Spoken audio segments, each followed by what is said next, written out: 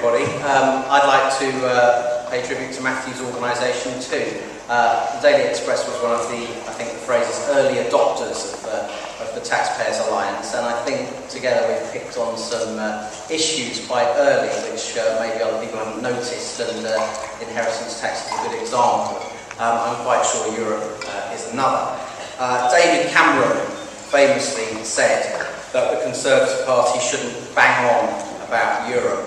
Well, I invite everyone in this room today for an unashamed hour of banging on.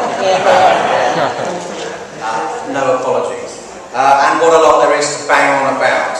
There's been the bailouts, the higher contributions, the expanded budget, the job-destroying directives, the policies-destroying demands, and the welfare tourism edict is just the latest example of that. Now, I remember being at a Tory conference quite a few years ago when it was addressed by someone billed as the next big thing in Tory politics. He told us, we've got to stop the rot from Brussels. That was Michael Portillo. I looked it up the other day to see how long ago it was. It was 1994. Surprisingly that it was 17 years ago. Well, guess what? We never did stop the rot from Brussels. All we got was more and more of it. Nearly a year ago, the Daily Express took the decision to become the first national newspaper to openly declare that Britain would be better off out of the European Union. We didn't do that lightly because we had always previously been persuaded by the economic argument for staying in this major bloc, but it became increasingly obvious that the economics didn't add up anymore, and the loss of sovereignty was not merely a price no longer worth paying for an economic advantage, but there was no economic advantage, and the scales had tipped the other way. When we informed the readers of our decision, we were overwhelmed. We knew it would be popular, but it was a tidal wave of support. We saw 370,000 signatures on a petition we handed into Downing Street in January.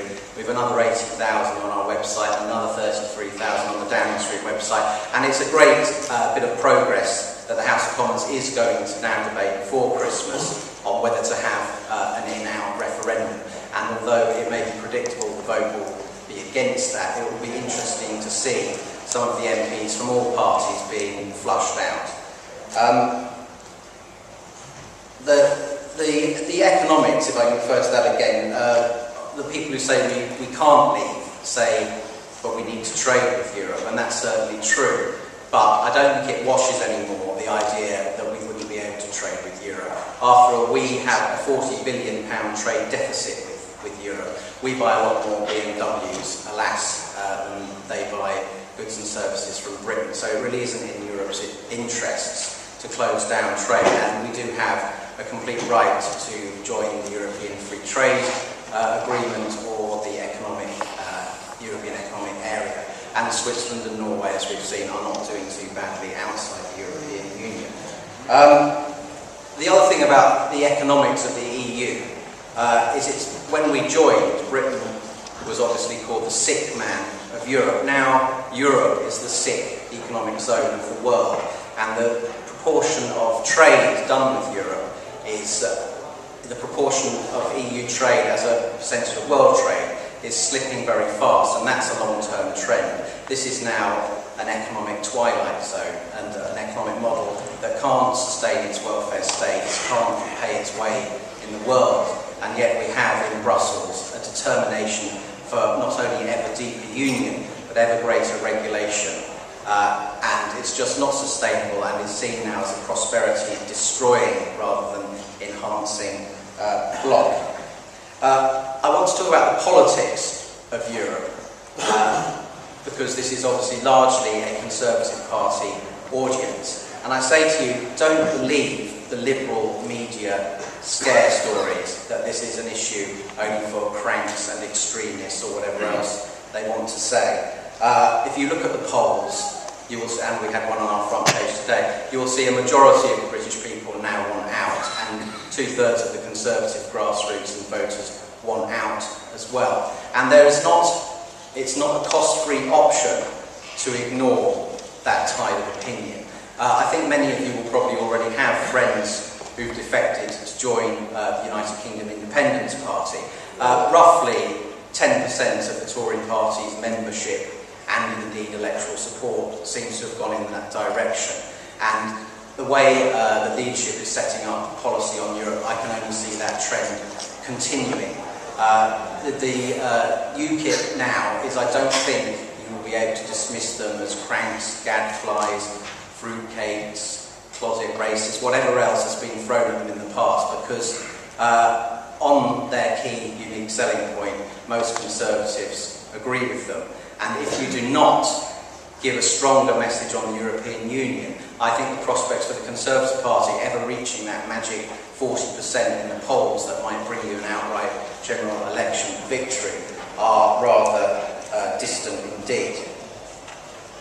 The other thing I've noticed at this conference is well-deserved praise for William Hague for predicting precisely the demise of the Eurozone, the problems of being in the Eurozone, the burning building with no exits. And as we see 46% youth unemployment in Spain, we see what's happening in Greece, and really quite big pressures being put on what is a pretty young democracy, ironically from the country that invented the concept, that this is very dangerous stuff. So William Hague does deserve praise for the courage and foresight he showed. I would just have one question for him now. Has all that courage been used up? And as we've also been seeing the last few days, the idea of renegotiation, which is a bit of a buzz idea on the Conservative backbenches, seems to be a pipe dream, certainly for the duration of the coalition until the next term in Parliament. I think anyone who saw the Prime Minister on Andrew Marr on Sunday would see that this is not a man who's straining at the leash to try and repatriate powers, to say the least, and certainly with the Liberal Democrats in coalition, it's also another impediment. It's just not going to happen. And even if we were to ask for powers back, it's pretty obvious to me that the people who run the EU and call for ever closer union are not going to agree that.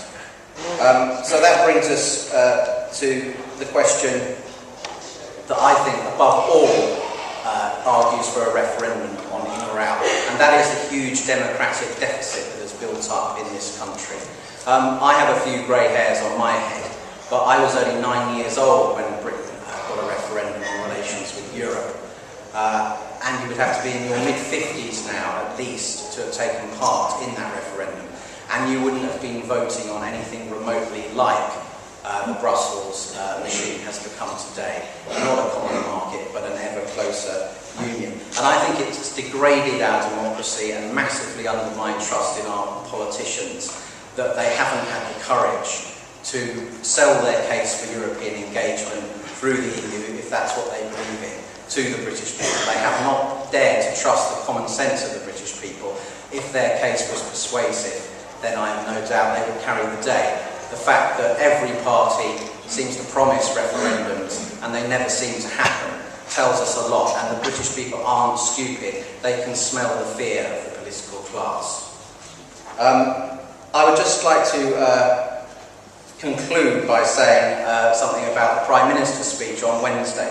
I hope that he treats the British public on this issue with more respect for their intelligence than the other party conferences have done. The message coming out of the Liberal Democrats, actually said in explicit terms by Vince Cable, was it's too early to judge the Eurozone. It may turn out to be an outstanding success.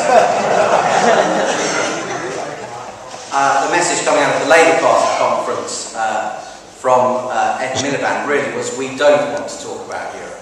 He dismissed it in one line of his speech, and it wasn't a line about democratic deficit or European political mistakes. The script that he was meant to stick to said that the Eurozone was struggling.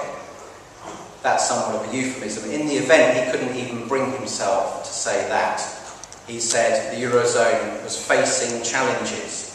Now that to me is very far from plain speaking. It's the sort of thing that I would expect an Ofsted inspector during the Labour era to have written about a state sprawl in a war zone. Now,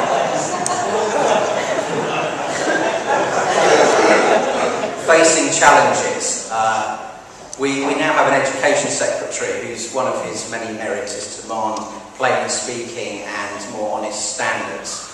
So I hope the Prime Minister in his speech on Wednesday gives us that. Now, the Eurozone is not just facing challenges, it's fundamentally broken, and fair play to every Conservative politician who predicted that from the start. But we can't ignore the wider broken model that the European Union is trying to enforce on Britain. If you believe in your case for staying in the European Union, then put it to the people, trust the common sense of the British people, and let's restore the health of our democracy.